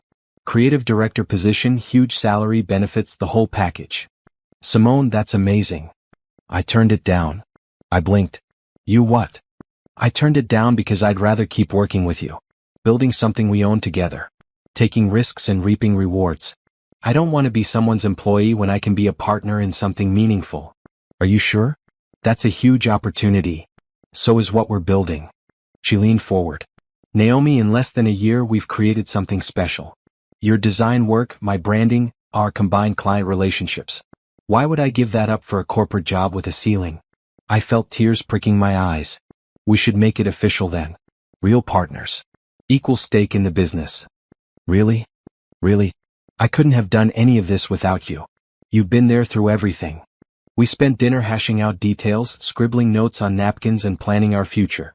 By dessert, we'd outlined a partnership agreement that felt right for both of us.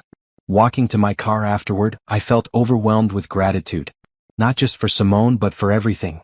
For Patricia's unwavering support. For Leonard's excellent legal work. For Trevor's thorough investigation. For every client who'd taken a chance on my new company. For every friend who'd stood by me during the divorce. I'd thought betrayal would destroy me. Instead, It had revealed what I was capable of when I stopped making myself small for someone else's ego. The next week brought more good news. The Design magazine feature published with a stunning photo shoot in my office. Orders for consultations tripled. My calendar filled up months in advance. Patricia called after seeing the article.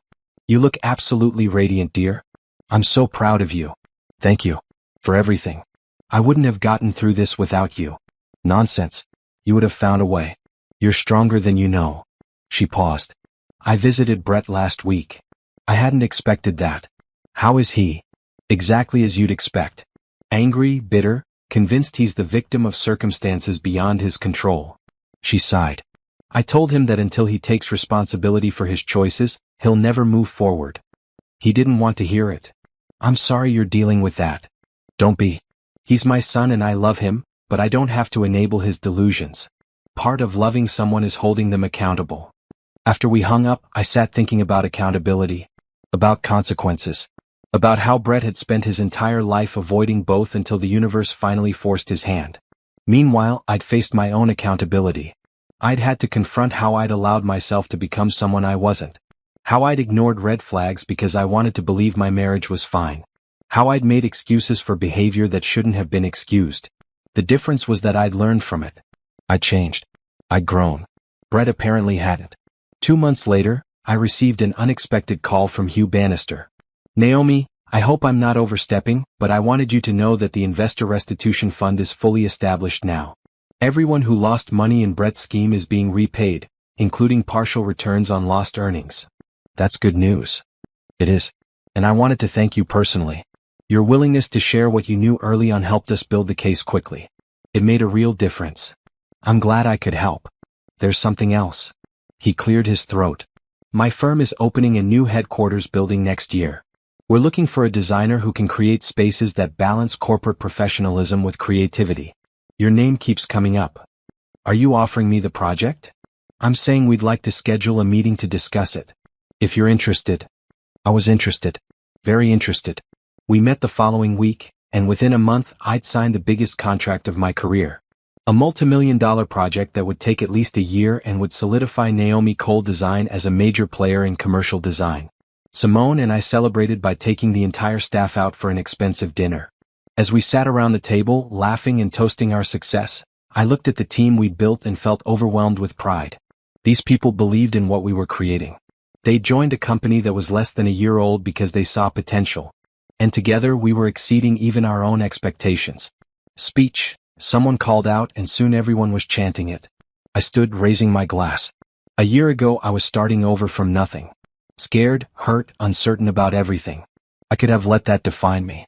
Instead, I decided to build something new. Something mine. But I couldn't have done it alone. I looked around the table. Every person here has contributed to this success. Your talent, your dedication, your belief in what we're building. This isn't my company. It's ours. And I promise you we're just getting started.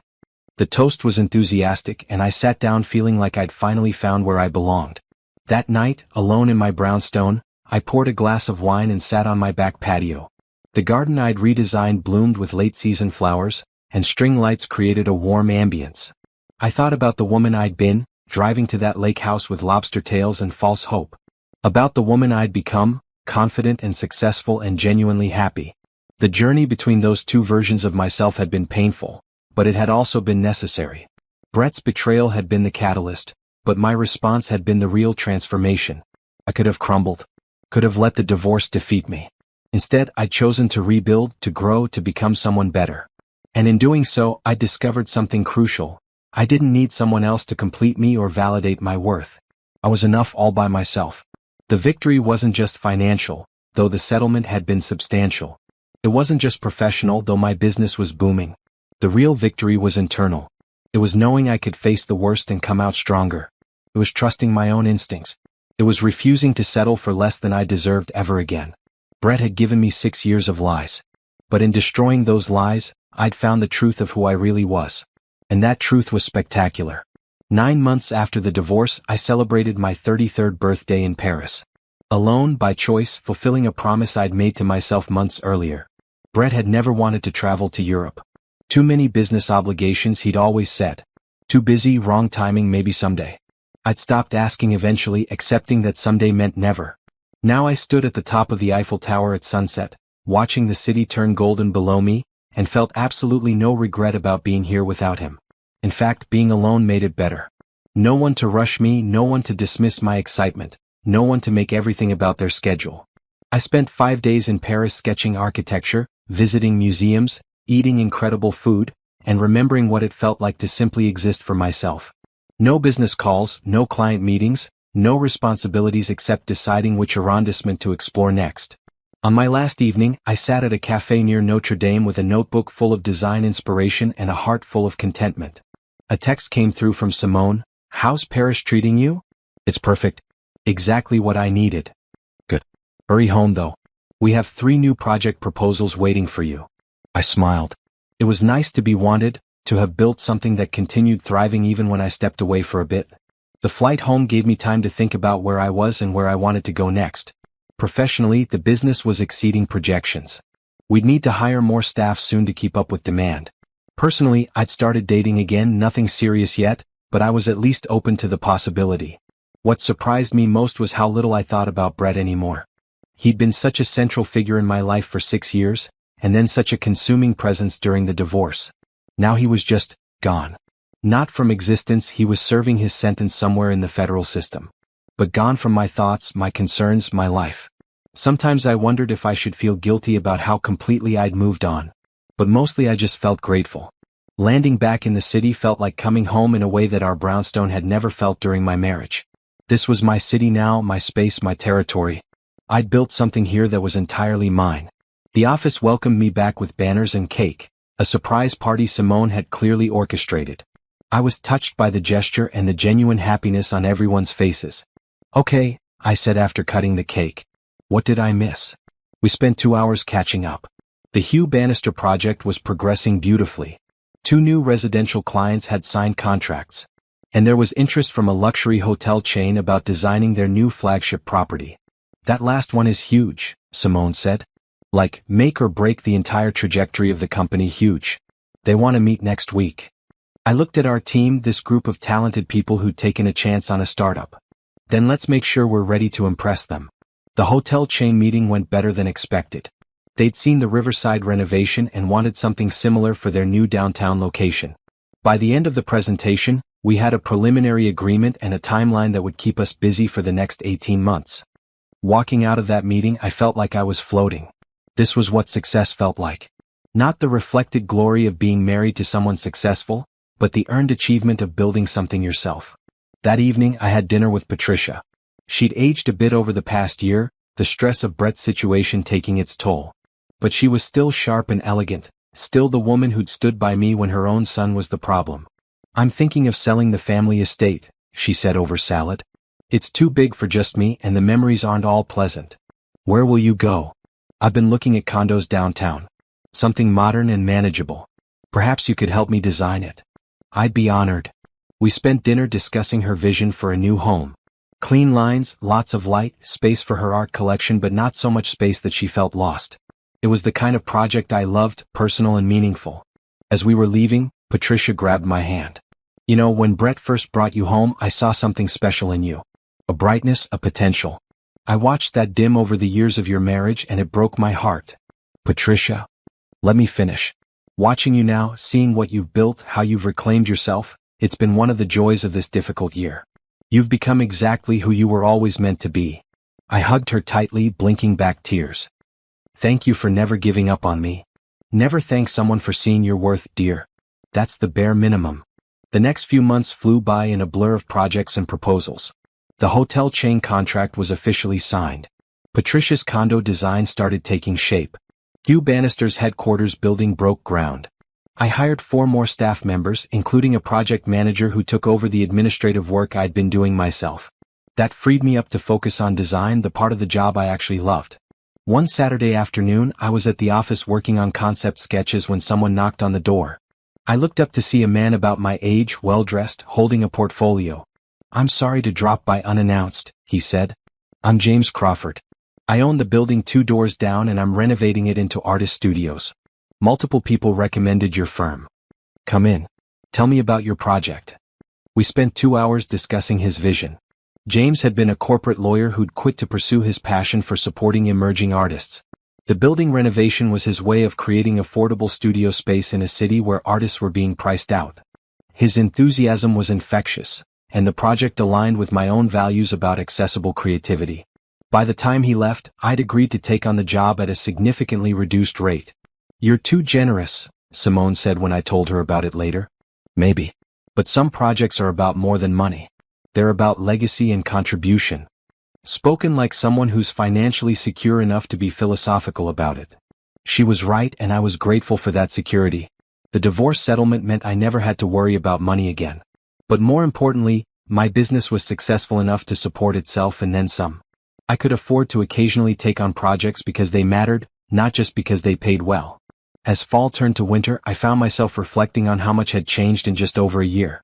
I'd gone from a woman who defined herself through her marriage to a successful business owner with her own identity. I'd gone from making excuses for Brett's behavior to holding myself accountable for my own choices. I'd gone from small and scared to confident and capable. The Metropolitan Design magazine feature came out in November with me on the cover. "Design After Divorce: Naomi Cole's Journey from Betrayal to Business Success," read the headline. Inside was a 6-page spread featuring photos of my projects, my office, and a profile that was honest about my struggles without wallowing in victimhood. The response was overwhelming. Emails flooded in from women who'd gone through similar situations. Speaking invitations. More project inquiries than we could possibly handle. I hired a publicist to help manage it all, another sign of how far the business had come. 2 weeks before Christmas, I received an unexpected letter. The return address was a federal correctional institution. Brett. I almost threw it away without opening it. But curiosity won out. The letter was handwritten, his familiar neat script covering 3 pages. He apologized for everything. He said prison had given him time to think, to understand how badly he'd treated me. He wished me well and hoped I'd found happiness. There was no request for forgiveness, no plea for me to visit, no manipulation. Just an apology. I read it twice, trying to gauge sincerity. Then I folded it and put it in a drawer. Maybe someday I'd care enough to respond. Today wasn't that day. Christmas came and I spent it with Patricia, Simone, and a few friends. We cooked too much food, exchanged thoughtful gifts, and laughed until we cried. It was the best holiday I'd had in years. As midnight approached on New Year's Eve, I stood on my back patio wrapped in a blanket, watching fireworks light up the sky. My phone buzzed with messages from friends and clients wishing me a happy new year. I thought about resolutions, about what I wanted for the coming year. More success for the business, certainly. Maybe a serious relationship if I met the right person. Continued growth and evolution. But mostly, I just wanted more of what I already had. More of this contentment. More of this confidence. More of this sense that I was exactly where I was supposed to be, doing exactly what I was meant to do. The old Naomi, the one who'd driven to that lake house with lobster tails and false hope, would have made resolutions about fixing things, improving herself to be more acceptable to someone else. The new Naomi knew she didn't need fixing. She just needed to keep being herself and see where that led. As the clock struck midnight and fireworks exploded overhead, I raised my glass to the sky. "To new beginnings," I whispered. "Again and again and again for as long as I need them." Because that was the beautiful thing about life after betrayal. You got to keep beginning again, keep reinventing yourself, keep discovering new possibilities. And I was just getting started. 18 months after the divorce, I woke up in my brownstone on a Saturday morning with absolutely no plans. No client meetings, no project deadlines, no obligations. Just pure, perfect emptiness waiting to be filled however I wanted. I made coffee and sat in my redesigned kitchen, sunlight streaming through the windows onto the marble countertops. The house looked nothing like it had during my marriage. I'd renovated every room, removing all traces of Brett's influence and replacing them with my own aesthetic. Bold colors, unexpected textures, spaces that felt alive rather than staged. This house was mine now in every sense. My phone buzzed with a message from James Crawford, the artist studio building owner. "Grand opening party tonight. Please come. You're the guest of honor." I smiled. The studio building had been completed last month, and 20 emerging artists had already moved into affordable spaces. James credited me with making his vision a reality, though I insisted the vision had been his all along. The afternoon was spent getting ready, choosing a red dress that made me feel powerful and elegant. As I looked at myself in the mirror, I barely recognized the woman staring back. Not because I looked different physically, though I was healthier and happier than I'd been in years, but because the energy was completely changed. I looked like someone who knew her worth. The studio building party was packed with artists, supporters, and community members. James greeted me with a hug and immediately dragged me around, introducing me to everyone. "This is Naomi Cole, the designer who made all this possible," he kept saying, as if I'd done something heroic rather than just my job. But watching the artists show off their spaces, seeing their excitement about having affordable studios in the city, I understood why James was so grateful. We'd created something meaningful, something that would impact people's lives and careers. That was the kind of work that mattered. I was talking to a sculptor about her process when someone tapped my shoulder. I turned to find a man about my age, casually dressed with warm eyes and an easy smile. "I'm sorry to interrupt. I'm Thomas Reed. I write for the arts and culture section of the paper. I'd love to interview you about this project sometime." "Of course. Here's my card." We chatted for a few minutes about the building, the design process, the importance of supporting local artists. Thomas was articulate and genuinely interested, asking thoughtful questions that went beyond surface level. "Can I be forward?" he asked as our conversation wound down. "I'd love to take you to dinner sometime. Not for the interview, just personally." I hesitated for only a moment. "I'd like that." We exchanged numbers and I felt a flutter of something I hadn't felt in a long time. Possibility. Interest. The beginning of something new. The following week, I had lunch with Patricia in her newly designed condo. The space had turned out beautifully, modern and sophisticated, with personal touches that reflected her personality. "I love what you've done with it," I said, admiring the gallery wall featuring her art collection. "I love what you've done with yourself," she countered. "You seem lighter these days." "Happier." "I am. Everything's finally settled into place. Brett's parole hearing is next month," she said carefully. "Did you know?" "Leonard mentioned it. They don't think he'll get parole this early though." "No, probably not. He'll need to serve at least half his sentence." She set down her teacup.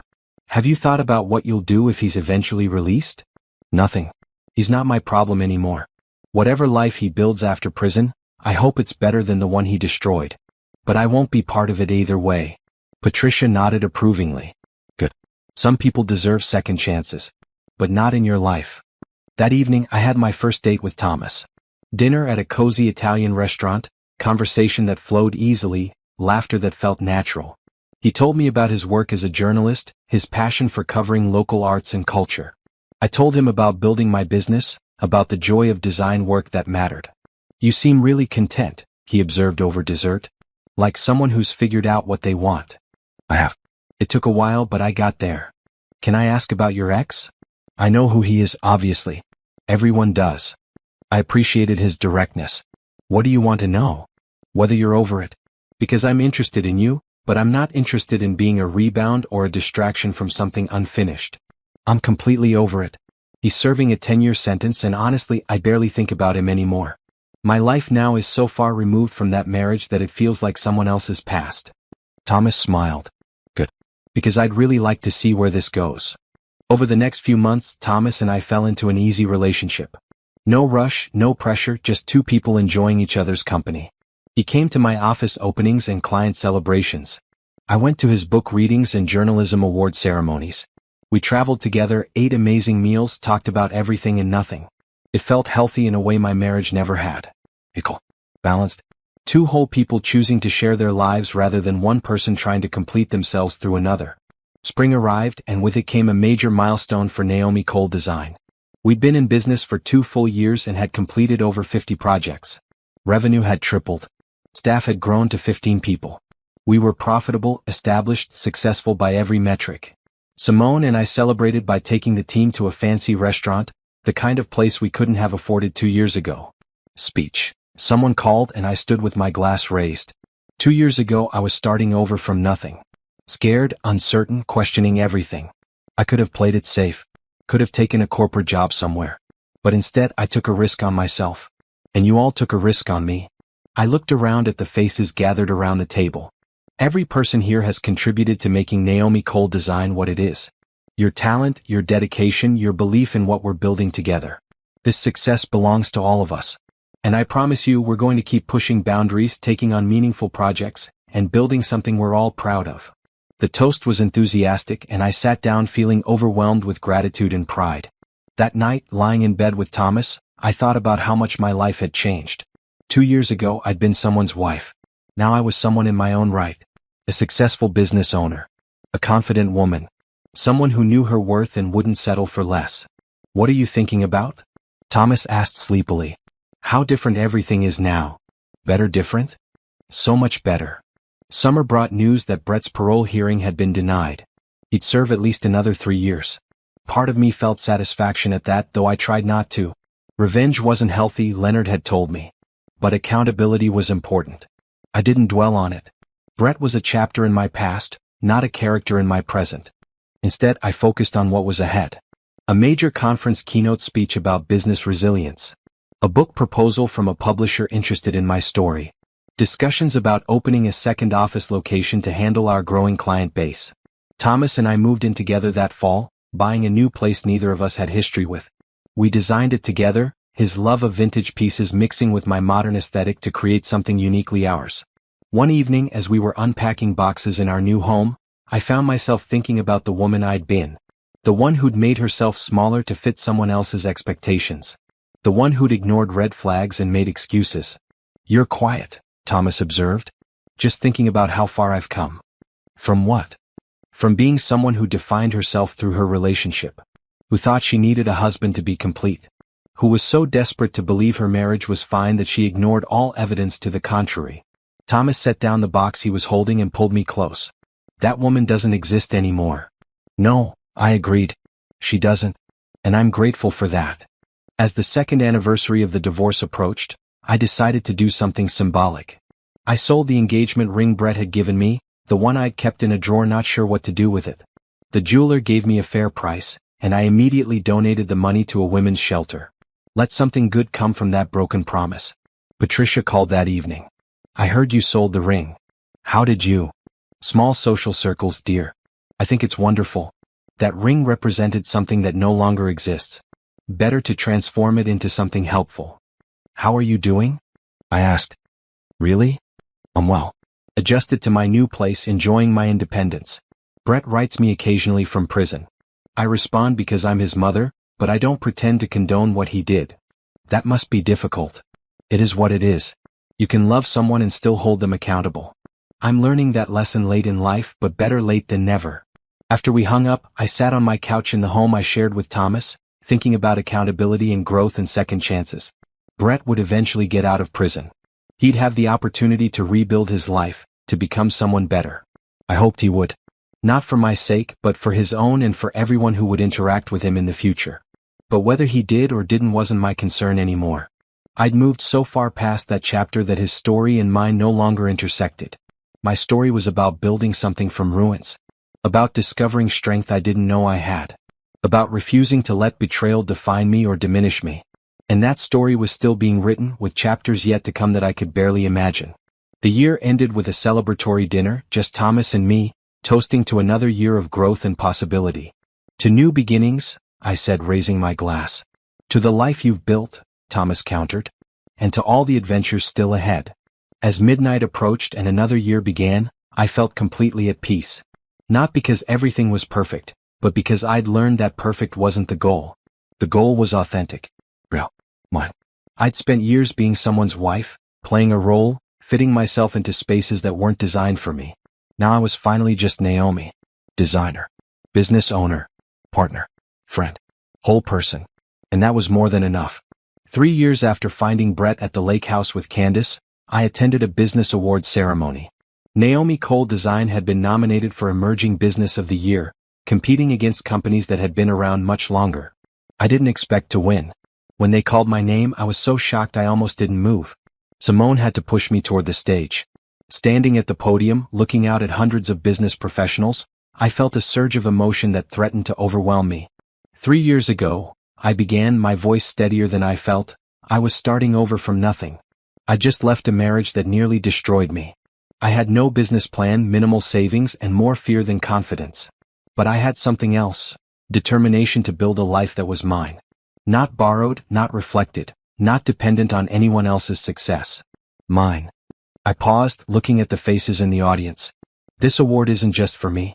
It's for every person who's ever had to start over. Who's faced betrayal or loss and chose to rebuild rather than give up. Who's looked at their broken pieces and decided to make something beautiful from them. This is for all of us who refuse to let our worst moments define our futures. The standing ovation surprised me. As I walked off stage with the award, I felt like I'd finally closed the door on that old chapter completely. The woman who'd driven to the lake house with lobster tails was gone. In her place was someone stronger, wiser, more authentically herself than she'd ever been. And the future? The future was whatever I decided to make it. Because that was the greatest gift to come from betrayal. The understanding that I alone controlled my destiny. No one else could make me happy or successful or fulfilled. That was my job, my responsibility, my power. And I was just getting started.